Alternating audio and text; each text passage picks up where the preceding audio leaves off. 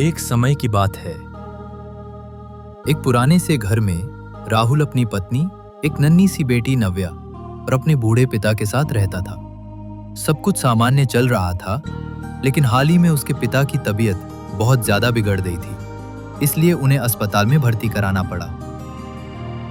नव्या हर दिन अपने दादाजी से मिलने जाती थी।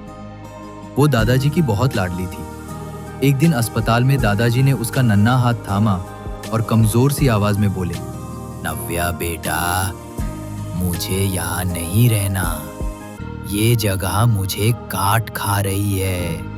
मुझे घर ले चलो। नव्या ने ये बात अपने पापा राहुल से कही, लेकिन राहुल ने मुस्कुराकर कहा, दादाजी ठीक हो जाएंगे बेटा, कुछ ही दिन की बात है। पर उसे क्या पता था, वो कुछ दिन ही आखिरी थे। उस रात ठीक 2:07 बजे दादाजी की मृत्यु हो गई।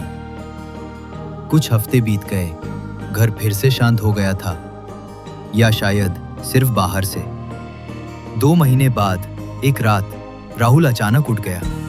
उसे ऐसा लगा जैसे किसी ने धीरे से उसका नाम पुकारा हो, राहुल। उसने आंखें खोली, कमरे में कोई नहीं था। फिर वही आवाज, मुझे घर ले चलो। राहुल का बदन सिहर गया। उसी वक्त पास में सो रही नव्या ने आंखें खोली और बोली, पापा, दादू वापस आ गए हैं। अगली सुबह नव्या के कमरे के दरवाजे पर एक गीले हाथ का निशान था और उसके नीचे दीवार पर लिखा था, मुझे घर ले आया ना, अब मैं यहीं रहूंगा। अब रोज रात का पारे में चला घर करके हाथ कुछ न कुछ खटता था। कभी खिड़की अपने आप खुलती, कभी सीढ़ियों पर किसी के चलने की आवाज आती। नव्या अब बात नहीं करती थी, वो दीवारों को एकटक घूरती रहती।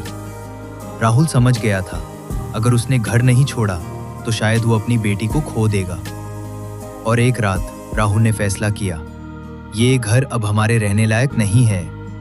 वो आधी रात को बीवी और बेटी को लेकर घर से हमेशा के लिए निकल गया।